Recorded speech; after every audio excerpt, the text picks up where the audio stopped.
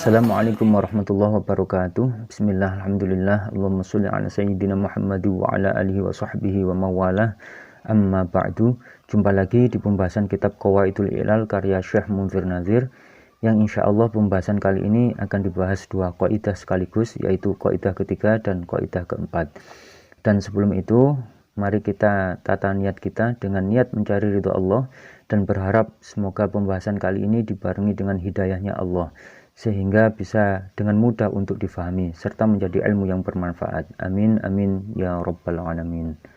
Bismillahirrahmanirrahim. Qala al-mu'allif rahimallahu ta'ala wa nafa'ana bihi wa bi'ilmihi bid-dharain amin ya rabbal alamin.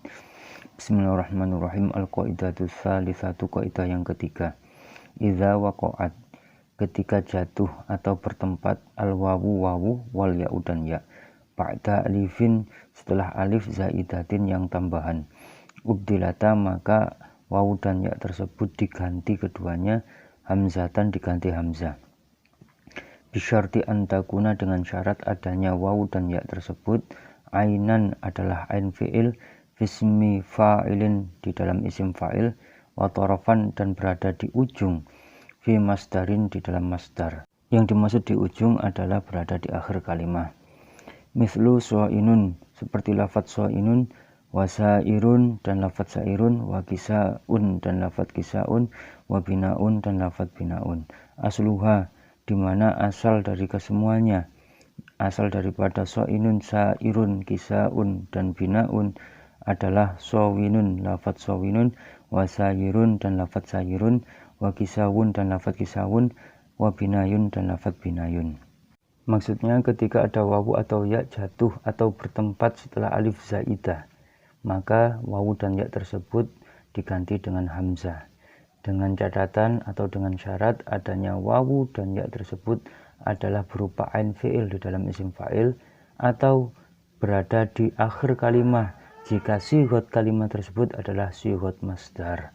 Seperti contoh lafadz so'inun, lafadz sairun, kisawun, dan lafadz binaun, yang asal dari kesemuanya adalah lafadz sowinun, lafadz sairun, lafadz kisawun, dan lafadz binayun. Sebagai keterangan tambahan, yang dimaksud dengan alif sebagai harf zaidah di sini adalah harf yang ditambahkan di dalam sighot atau bentuk suatu kalimah, atau harf yang digunakan untuk membentuk sighot suatu kalimah di dalam tasrif. Dan dikatakan alif zaidah atau alif sebagai harf zaidah dikarenakan alif tersebut bukan merupakan harf asal suatu kalimah, karena sebagaimana keterangan sebelumnya bahwa yang dinamakan dengan harf asal adalah harf-harf yang sebanding atau sejajar dengan fa, ain, dan lam fi'il, serta lam fi'il kedua jika kalimah tersebut adalah kalimah yang rubai. Jadi yang dimaksud dengan harf zaidah pada pembahasan qaidul ilal di sini adalah bukan merupakan harf zaidah yang didatangkan tidak untuk merubah atau tidak untuk mempengaruhi makna di dalam kalimah. Akan tetapi lebih tepatnya harf zaidah di sini adalah harf yang bukan merupakan harf asal di dalam suatu kalimah. Sedangkan fungsi daripada harf zaidah tersebut adalah untuk membentuk sighotnya kalimah. Seperti contoh lafadz nasoro yang artinya telah menolong. Nasoro ini adalah sighotnya fi'il madhi. Lalu jika kita ingin merubahnya kepada bentuk atau sighot isim fa'il dan kita menghendaki arti orang yang menolong, maka kita harus menambahkan alif zaidah setelah fa'fi'il, dan fa'fi'ilnya lafadz nasoro adalah harf nun, yang artinya kita harus menambahkan alif zaidah setelah nun menjadi nasirun. Nasirun artinya adalah orang yang menolong. Selanjutnya, adapun pengilalan daripada so'inun, sairun, kisaun, dan binaun adalah sebagai berikut. Al-i'lalu so'inun asluhu sowinun, ala wazni fa'ilun, ubdilatil wawu hamzatan liwuku'iha ba'da alifin zaidatin ma'a kauniha ainasmi fa'ilin, fasoro so'inun. So'inun asalnya adalah lafadz sowinun, mengikuti wazan fa'ilun. Wawu diganti hamzah karena wawu tersebut jatuh setelah alif zaidah. Selain itu, wawu itu adalah merupakan ain fi'ilnya isim fa'il. Maka jadilah lafadz sowinun menjadi so'inun. Berikutnya, sairun asluhu sayirun ala wazni fa'ilun, ubdilatil ya'u hamzatan ila akhirih. Maksudnya kita disuruh untuk meneruskan pengilalan sebagaimana pengilalannya lafadz so'inun menjadi ubdilatil ya'u hamzatan liwuku'iha ba'da alifin zaidatin ma'a kauniha ainasmi fa'ilin fasoro sairun. Sairun asalnya adalah lafadz sayirun mengikuti wazan fa'ilun. Ya diganti hamzah, alasannya adalah karena ya jatuh setelah alif zaidah. Selain itu, ya tersebut merupakan ain fi'ilnya isim fa'il. Maka jadilah lafadz sayirun menjadi lafadz sairun. Berikutnya i'lal daripada lafadz kisaun. Kisaun asluhu kisawun ala wazni fi'alun. Ubdilatil wawu hamzatan litatarrufiha ba'da alifin zaidatin fil masdari fasoro kisaun. Kisaun asalnya adalah lafadz kisawun mengikuti wazan fi'alun.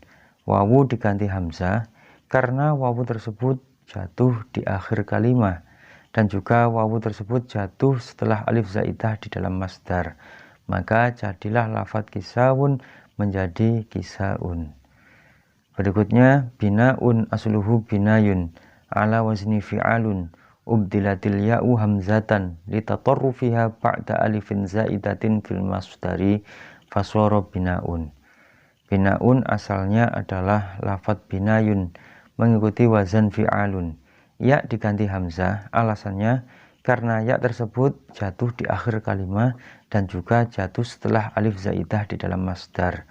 Maka jadilah lafadz binayun menjadi lafadz binaun. Untuk lebih jelasnya, mari kita lihat lafadz so'inun yang asalnya adalah lafadz sowinun. Lafadz sowinun ini mengikuti wazan fa'ilun. Kita lihat ain fi'il daripada sowinun adalah harf wawu, karena wawu ini adalah sejajar dengan ainnya wazan fa'ilun. Dan wawu tersebut jatuh setelah alif zaidah di dalam isim fa'il. Oleh karena wawu tersebut jatuh setelah alif zaidah di dalam isim fa'il, maka aturan kaidah yang ketiga di sini adalah wawu harus diganti dengan hamzah. Maka jadilah lafadz sowinun menjadi lafadz so'inun. Berikutnya lafadz sairun yang asalnya adalah lafadz sayirun. Lafadz sayirun ini mengikuti wazan fa'ilun. Kita lihat ain fi'il daripada lafadz sayirun adalah harf ya, karena ya tersebut sejajar dengan ainnya wazan fa'ilun, dan ya tersebut jatuh setelah alif zaidah pada isim fa'il. Maka aturan di dalam kaidah yang ketiga ini adalah ya tersebut harus diganti dengan hamzah. Jadilah lafadz sayirun menjadi lafadz sairun. Berikutnya kisaun asalnya adalah lafadz kisawun mengikuti wazan fi'alun. Pada lafadz kisawun di sini wawu jatuh di akhir kalimat dan wawu tersebut adalah jatuh setelah alif zaidah pada sigot masdar, di mana sigot masdarnya adalah mengikuti wazan fi'alun. Oleh karena wawu tersebut berada di akhir kalimat dan jatuh setelah alif zaidah di dalam sigot masdar, maka aturan pada kaidah yang ketiga, wawu ini harus diganti dengan hamzah. Jadilah lafadz kisawun menjadi lafadz kisaun. Berikutnya lafadz binaun yang asalnya adalah lafadz binayun. Lafadz binayun ini mengikuti wazan fi'alun. Pada lafadz binayun tersebut terdapat ya yang jatuh di akhir kalimat, dan ya itu jatuh setelah alif zaidah di dalam sigot masdar, di mana sigot masdarnya adalah mengikuti wazan fi'alun. Oleh karena ya tersebut jatuh di akhir kalimat dan jatuh setelah alif zaidah di dalam sigot masdar, maka aturan kaidah yang ketiga ini ya harus diganti dengan hamzah. Jadilah lafadz binayun menjadi lafadz binaun. Masuk pada kaidah yang keempat, al-qaidatur rabi'atu, kaidah yang keempat, idza jitama'at, ketika terkumpul, al-wawu wawu wal ya'u dan ya, fi kalimatin di dalam kalimah, wahidatin yang satu, wasubiqat dan didahului, ihdahuma salah satu dari wawu dan ya, bisukuni didahului oleh sukun, ubdilat maka diganti, al-wawu wawu, ya'an diganti ya.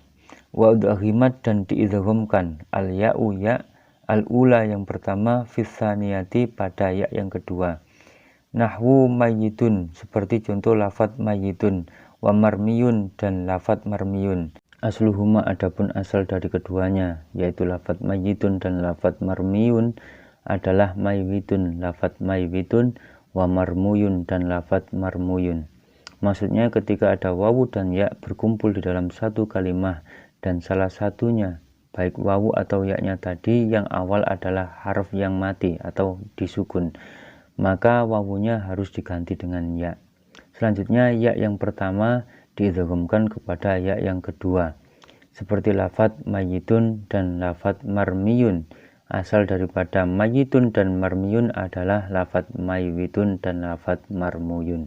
Untuk pengilalan daripada lafadz mayyitun dan lafadz marmiyun adalah sebagai berikut. Al-i'lalu mayyitun asluhu maywitun ala wazni fa'ilun. Ubdilatil wawu ya'an lijtima'ihima fi kalimatin wahidatin. Wasubiqat ihdahuma bisukuni fasara mayyitun. Thumma udghimatil ya'ul ula fi tsaniyati lil mujanasati fasara mayyitun. Mayyitun asalnya adalah lafadz maywitun mengikuti wazan fa'ilun. Wawu diganti ya, alasannya adalah karena wawu dan ya tersebut berkumpul di dalam satu kalimah, di mana salah satu daripada keduanya, baik wawu atau ya-nya didahului oleh sukun. Dalam hal ini yang disukun adalah ya-nya. Maka jadilah lafadz maywitun menjadi lafadz mayyitun dengan ya yang masih terpisah. Kemudian ya yang pertama diidghamkan atau dimasukkan ke dalam ya yang kedua. Alasannya lil mujanasati karena tunggal jenis atau sama-sama ya-nya. Maka jadilah lafadz mayyitun dengan ya yang terpisah menjadi mayyitun dengan ya yang sudah menjadi satu. Berikutnya ilal lafadz marmiyun. Marmiyun asluhu marmuyun ala wazni maf'ulun. Ubdilatil wawu ya'an lijtima'ihima fi kalimatin wahidatin wasubiqat ihdahuma bisukuni fasara marmuyun. Thumma udghimatil ya'u fi tsaniyati lil mujanasati fasara marmuyun. Thumma kusiratil mimu litaslamal ya'u fasara marmiyun. Marmiyun asalnya adalah lafadz marmuyun mengikuti wazan maf'ulun. Wawu diganti ya, alasannya karena wawu dan ya tersebut berkumpul di dalam satu kalimah dan salah satu daripada keduanya baik wawu atau ya tersebut didahului oleh sukun. Maksudnya baik wawu atau ya yang lebih dahulu harfnya itu disukun. Maka jadilah lafadz marmuyun menjadi lafadz marmuyun. Kemudian ya yang pertama diidghamkan kepada ya yang kedua. Alasannya lil mujanasati karena tunggal jenis, artinya sama-sama ya-nya. Maka jadilah lafadz marmuyun jadi lafadz marmuyun dengan ya yang sudah menjadi satu. Selanjutnya mim dikasroh, tujuannya adalah agar ya tersebut selamat. Maksudnya selamat adalah selamat dari harokat yang tidak selaras dengan ya, dan harokat yang tidak selaras dengan ya tersebut adalah harokat dhamma, sedangkan yang selaras adalah harokat kasroh. Maka jadilah lafadz marmuyun menjadi lafadz marmiyun. Untuk lebih jelasnya mari kita perhatikan lafadz mayyitun yang asalnya adalah lafadz maywitun. Lafadz maywitun ini mengikuti wazan fa'ilun. Pada lafadz maywitun itu terdapat ya dan wawu yang terkumpul dalam satu kalimah. Artinya keduanya berada dalam satu kalimah yang sama, yaitu dalam lafadz maywitun. Pada lafadz tersebut harf ya jatuh lebih dahulu daripada wawu dalam keadaan disukun. Maksudnya antara ya dan wawu yang jatuh lebih dahulu adalah harf ya. Berikutnya harf ya yang jatuh lebih dahulu itu adalah harf yang disukun. Maka sesuai dengan aturan kaidah yang keempat adalah wawu harus diganti dengan ya. Maka jadilah lafadz maywitun menjadi lafadz mayyitun. Selanjutnya ya-nya mayyitun yang pertama ini diidghamkan atau dimasukkan pada ya yang kedua. Alasannya karena tunggal jenis atau karena berupa harf yang sama, yaitu sama-sama ya-nya. Maka jadilah lafadz mayyitun dengan ya yang masih terpisah menjadi mayyitun dengan ya yang sudah dijadikan satu. Selanjutnya mari kita perhatikan lafadz marmiyun dengan asalnya adalah lafadz marmuyun mengikuti wazan maf'ulun. Pada lafadz marmuyun ini terdapat harf wawu dan ya yang berkumpul dalam satu kalimahnya lafadz marmuyun. Di antara wawu dan ya itu yang jatuh lebih dahulu dan yang disukun adalah harf wawu. Dan sesuai aturan kaidah yang keempat ini, yaitu jika ada wawu dan ya berkumpul dalam satu kalimat, sedangkan harf yang jatuh lebih dahulu adalah disukun, maka wawu harus diganti dengan ya. Dalam hal ini tidak ada perbedaan apakah yang jatuh lebih dahulu dan yang disukun itu adalah ya atau wawu. Undang-undang atau aturannya adalah pertama, ada wawu dan ya berkumpul dalam satu kalimat, baik wawu yang lebih dahulu atau ya yang lebih dahulu. Yang kedua, harf yang lebih dahulu jatuh itu dalam keadaan disukun. Jika sudah memenuhi dua ketentuan tersebut, maka aturannya wawu baik yang jatuh lebih dahulu atau yang jatuh setelah ya itu harus diganti dengan ya. Oleh karena itu, wawunya lafadz marmuyun diganti dengan ya menjadi lafadz marmuyun. Berikutnya, ya yang pertama yang disukun itu harus diidghamkan atau dimasukkan pada ya yang kedua. Maksudnya, ya-nya dijadikan satu dengan ya yang kedua. Alasannya adalah lil mujanasati, karena tunggal jenis. Artinya, jika ada dua harf yang sejenis atau sama berkumpul, maka harf tersebut harus diidghamkan atau dijadikan satu. Hal ini adalah sebagaimana kaidah ke-10 yang insya Allah akan dibahas berikutnya. Maka jadilah lafadz marmuyun dengan ya yang masih terpisah menjadi marmuyun dengan ya yang sudah menjadi satu dan ditandai dengan tasydid atau syiddah. Proses i'lal selanjutnya adalah mimnya lafadz marmuyun yang dudumah ini diganti dengan kasroh menjadi marmiyun. Alasannya agar ya tersebut selamat. Maksudnya selamat adalah selamat dari harokat yang tidak selaras dengan ya, yaitu dumah dan fathah. Dan harokat yang selaras dengan ya adalah kasroh. Sebagai keterangan tambahan, perlu diketahui bahwa harokat yang selaras dengan alif adalah harokat fathah. Harokat yang selaras dengan wawu adalah harokat dumah, dan harokat yang selaras dengan ya adalah harokat kasroh. Sekian dulu pembahasan kali ini mengenai kaidah ketiga dan keempat. Insya Allah pembahasan kaidah kelima dan seterusnya akan dibahas pada video-video berikutnya. Mohon jika ada pembahasan atau pembacaan yang kurang benar, silakan untuk dibenarkan dengan mengetiknya di kolom komentar. Semoga menjadi ilman nafi'ah. Amin, amin ya rabbal alamin. Al-qaidatul khamisatu wallahu a'lamu bishawab. Wassalamualaikum warahmatullahi wabarakatuh.